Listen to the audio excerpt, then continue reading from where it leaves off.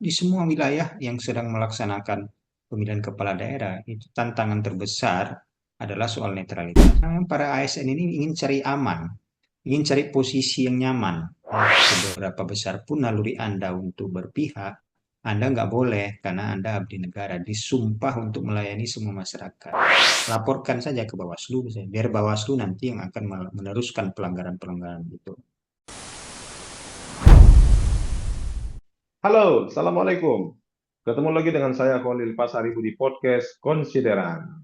Kali ini kita akan bahas tentang pilkada karena memang masih masa masa pilkada dan ini sedang dalam tahapan kampanye.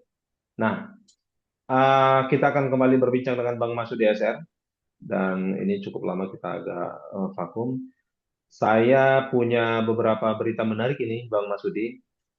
Saya Iya, bacakan. Belasan kasus netralitas ASN naik di penyidikan. Nah, kasus-kasus ASN ternyata eh, tanpa kita sadari banyak ternyata, Bang Masudi. Salah satunya berita yang saya baca. Ini kaitannya dengan kasus di Sulawesi Selatan. Yang kasusnya itu sudah naik ke tahap penyidikan. Saat kasus ini dinaikkan, ternyata ada kasus-kasus lain yang sedang diproses. Nah, berita-berita lain di berbagai media itu mengangkat tidak terlalu banyak, tetapi serpihan-serpihan informasinya ada. Bagaimana pandangan Bang Masudi terkait dengan netralitas ASN ini, Bang?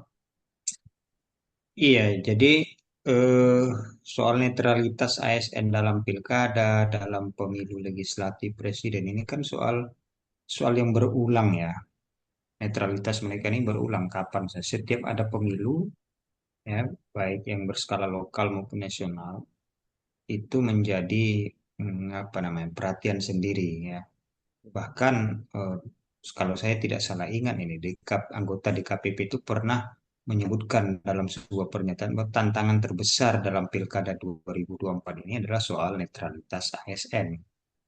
Ya. Oke. Dan itu memang terkonfirmasi kalau kita membaca berita-berita di banyak tempat ya.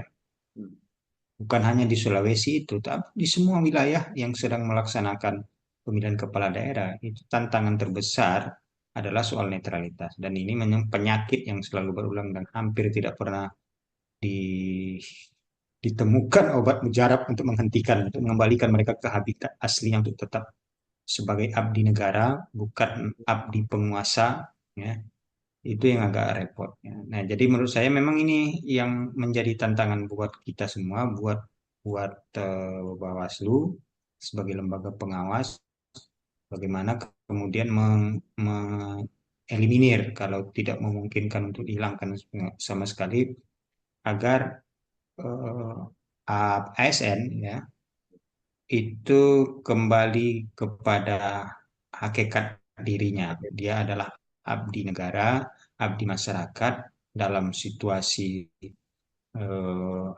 event-event politik seperti ini mestinya mereka berada di tengah, tidak berpihak ke kiri, tidak berpihak ke kanan, bukan hanya dalam bentuk secara terang-terangan menunjukkan sikap politiknya, bahkan secara samar saja pun mereka dilarang. Dan pemerintah kan sudah memberikan garis tegas soal itu, bahwa jangankan mendukung secara terbuka, memberi isyarat saja mereka untuk menyatakan mendukung berpihak kepada salah satu kontestan, ya, itu dilarang keras. Karena kenapa? Karena itu nanti bisa mempengaruhi apa namanya eh, pelayanan birokrasi yang melekat kepada mereka. Itu. Itu kan Hmm. tidak boleh karena birokrasi itu melayani siapapun, tidak memandang dia adalah kelompok politik A, kelompok politik B. Kira-kira begitu. Jadi tantangan kita memang di sana itu, ya, sampai dengan apa pilkada ini akan selesai. Tuh, Kalau kita telisik lebih dalam lagi, ini kan kalau kasus yang berita yang saya bacakan itu kaitannya dengan ASN, banyak ASN yang menunjukkan sinyal-sinyal atau sandi-sandi atau mengekspresikan bentuk dukungan dalam bentuk jari dan segala macam. Persis seperti yang Bang Masudi sampaikan. Jadi sebenarnya bagaimana sih konstruksi hukumnya terkait dengan netralitas ASN ini di Undang-Undang Kepemiluan? kalau sebenarnya sudah jelas ya, sudah clear betul. Soalnya. Ini kan bukan soal lagi konstruksi hukum, ini soal penegakan hukum, ya, soal penegakan hukum saja. Kalau aturannya sudah sangat clear di undang-undang mereka dilarang, mereka dilarang dilibatkan, mereka juga dilarang melibatkan diri, baik dalam semua tahapan, bukan hanya dalam tahapan yang sekarang sedang berjalan apa tahapan kampanye gitu ya. Dalam semua tahapan, sejak tahapan pilkada ataupun pemilu di apa ya diketuk tanda masuk gitu ya ditentukan maka Hmm. sejak saat itulah mereka harus menahan diri ya.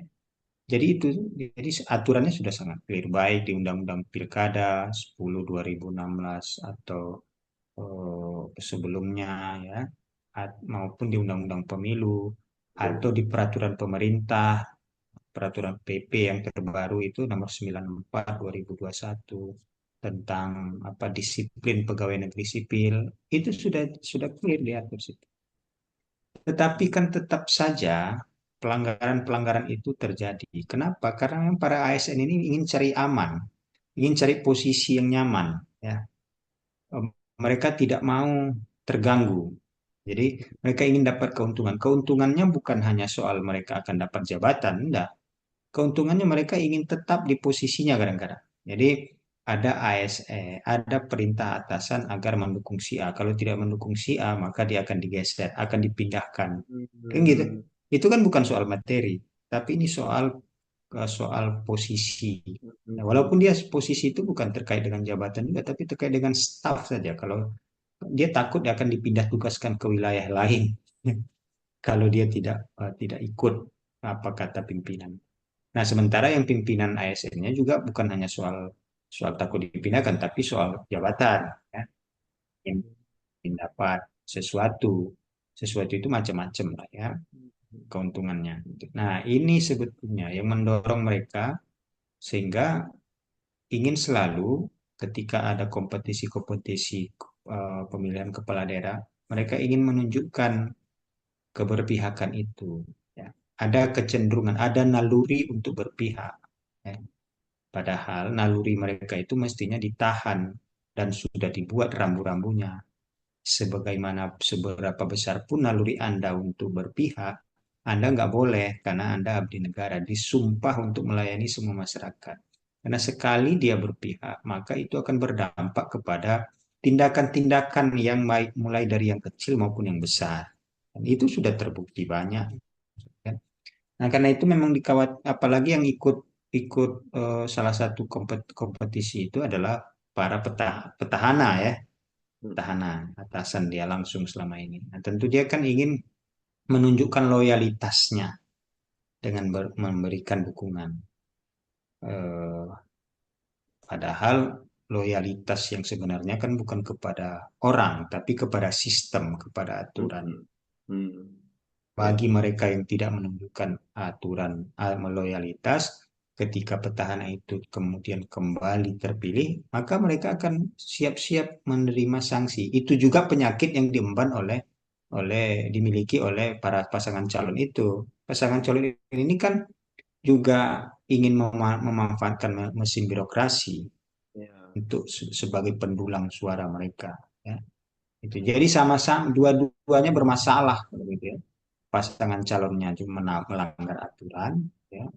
Kemudian aparatur birokrasinya juga melanggar, nggak tahan dengan apa, dengan hasrat politiknya untuk ikut terlibat. Tuh, jadi sekali lagi ini bukan soal konstruksi hukum, tapi ini soal penegakan hukum. Konstruksi hukumnya sejauh ini yang saya pahami ya sudah cukup bagus lah. Ada mulai dari bagi mereka yang terlibat ya, ada sanksi-sanksi tuh, mulai dari sanksi etik, sanksi disiplin, ya, dan itu ada tingkat-tingkat, ada derajat-derajatnya. Kemudian ada sanksi pidana. Nah, celakanya hari ini kan soal-soal keterlibatan ASN ini itu hampir-hampir apa namanya agak susah penegakannya. Kenapa?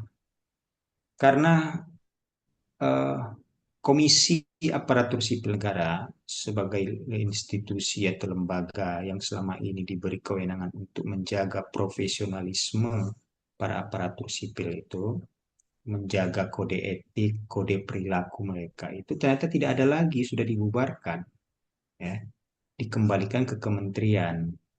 Nah, kementerian apa namanya, Kemenpan RB.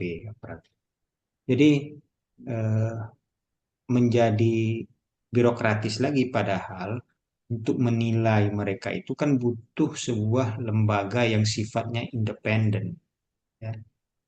Sebuah lembaga yang independen, bebas dari intervensi politik manapun. Jadi yang di apa, diawasi, kemudian yang memberikan hukuman itu semacam lembaga komisi kemarin itu, semacam komisi aparatur sipil negara itu kan, itu betul-betul lembaga yang diberikan kewenangan untuk memberikan sanksi, menilai pelanggaran, pelaporan, kemudian memberikan sanksi, bukan hanya terkait dengan perilaku ASN dalam politik, ya, tetapi juga eh, perilaku-perilaku pejabat-pejabat ASN yang semena-mena mendemosi, melakukan promosi yang tidak pada tempatnya, tidak sesuai aturan, ya.